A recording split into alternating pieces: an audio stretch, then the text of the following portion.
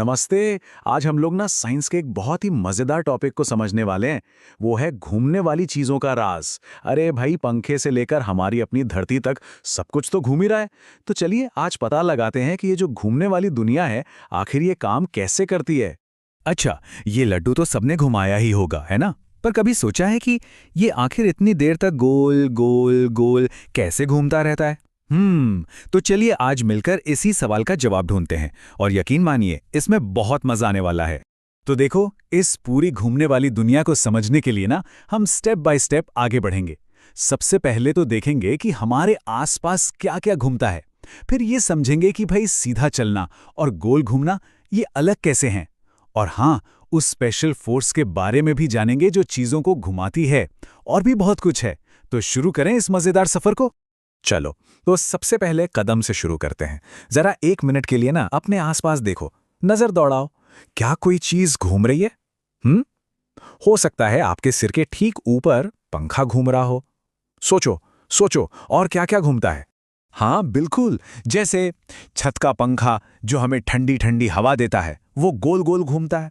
या कभी कुम्हार को देखा है, उसका चाक कैसे गोल गोल घूमकर मिट्टी को सुंदर से बर्तनों का शेप दे देता है। और अरे, हमारा प्यारा लट्टू तो है ही। और सबसे बड़ी बात पता है, हमारी ये पृथ्वी, हमारी धरती, वो भी हर पल घूम रही है। तभी तो दिन और रात होते हैं। ये जितनी भी चीजें हैं ना, ये सब घूर्णी गति के बेस्ट एग्जाम्पल्स हैं। ओके, अब एक बहुत जरूरी बात समझते हैं। अच्छा, ये बताओ, क्या हर चीज एक ही तरह से मूव करती है?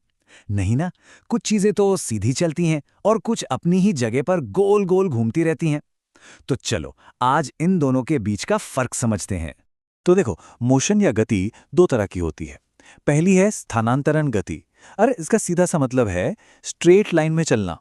जैसे मान लो आपने किताब को टेबल पर सीधा खिसका दिया, बस। और दूसरी है घूर्णी गति। इसका मतलब है गोल गोल घूमना। जैसे पंखा, वो अपनी ही जगह पर घूमता रहता है, कहीं जाता तो नहीं। अब जरा इस तस्वीर को देखो, ये बहुत इंटरेस्टिंग है। लेफ्ट साइड में देखो, एक ब्लॉक है जो बस सीधा फिसल रहा है। ये हो गई सीधी गति, यानी ट्रांसलेशनल मोशन। लेकिन लेकिन राइट साइड वाला सिलेंडर देखो, वो तो लुढ़क रहा है। मतलब वो आगे भी बढ़ रहा है और साथ साथ घूम भी रहा है ना कमाल? इसमें तो दोनों तरह की गति एक साथ हो रही है। अच्छा, एक बात सोचो, किसी बॉल को अगर सीधा फेंकना हो तो हम क्या लगाते हैं? बल, यानी फोर्स, है ना? पर क्या लट्टू को घुमाने के लिए भी बस एक धक्का काफी है? या फिर इसके लिए कोई स्पेशल टाइप का फोर्स चाहिए? चलो इसका राज पता लगाते हैं। तो सुनो, चीजों को घुमाने वाले इस स्पेशल फोर्स का एक खास नाम है। इसे कहते हैं बल आघूर्ण, और इसे इंग्लिश में कहते हैं टॉर्क। बस सिंपल भाषा में इतना याद रखो, टॉर्क मतलब घुमाने वाला फोर्स। जैसे सीधा चलाने के लिए फोर्स होता है, वैसे ही गोल घुमाने के लिए टॉर्क होता है। सिंपल। इसको समझने का ना सबसे बेस्ट तरीका है एक दरवाजा। अगली बार जब भी कोई दरवाजा खोलो तो एक काम करना, पहले उसे हैंडल से धकेलना, फिर उसे कब्जे यानी हिंज के बिल्कुल पास से धक्का कर देखना। बताओ कहाँ ज्यादा ताकत लगी? कब्जे के पास, है ना? पता है क्यों? क्योंकि हैंडल पर सबसे ज्यादा टॉर्क यानी घुमाने वाला फोर्स लगता है। करके देखना, मजा आएगा। तो इसका मतलब ये हुआ कि टॉर्क दो चीजों पर डिपेंड करता है। पहली चीज, आप कितनी ताकत यानी फोर्स यानी एफ लगा रहे हो, और दूसरी चीज, आप घूमने वाले पॉइंट से कितनी दूरी आर पर वो ताकत लगा रहे हो। जैसे इस रिंच को देखो, आप जितनी ज्यादा ताकत लगाओगे या ये रिंच जितना लंबा होगा, नट को घुमाना उतना ही आसान हो जाएगा, मतलब उतना ही ज्यादा टॉर्क लगेगा। चलो अब एक और सवाल। सोचो, एक छोटी सी गेंद है और एक साइकिल का बड़ा सा पहिया है। दोनों में से किसे घुमाना ज्यादा आसान होगा? गेंद को, है ना? पहिए को घुमाने में तो ज्यादा मेहनत लगती है। बस इसी को हम मजे मजे में घूमने का आलस कह सकते हैं। और साइंस की भाषा में इसी घूमने के आलस को हम कहते हैं जड़त्व आघूर्ण या मोमेंट ऑफ इनर्शिया। पता है ये क्या है?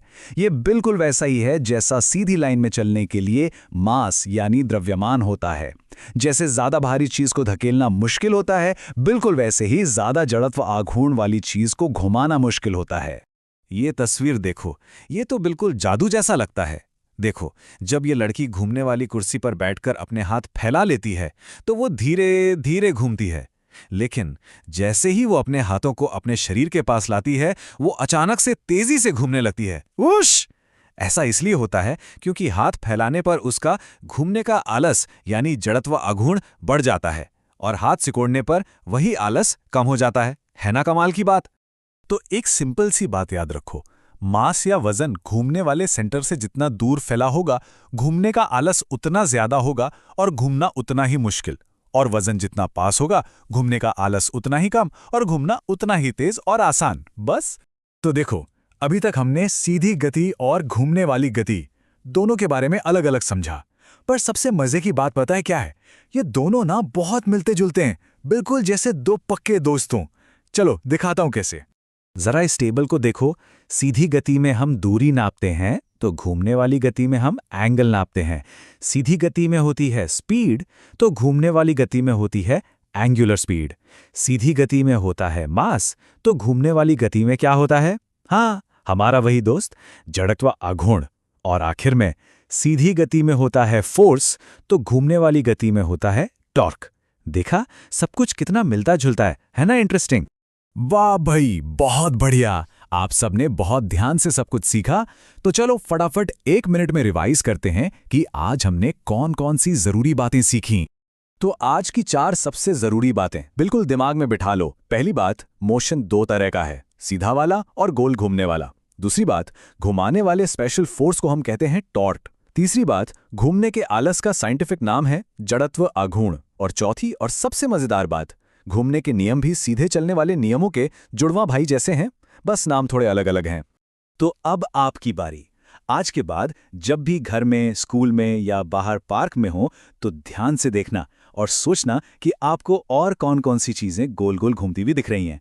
देखना, आपको बहुत मजा आएगा। चलो अगली बार फिर मिलेंगे एक नए और मजेदार टॉपिक के साथ। तब तक के लिए बाय बाय।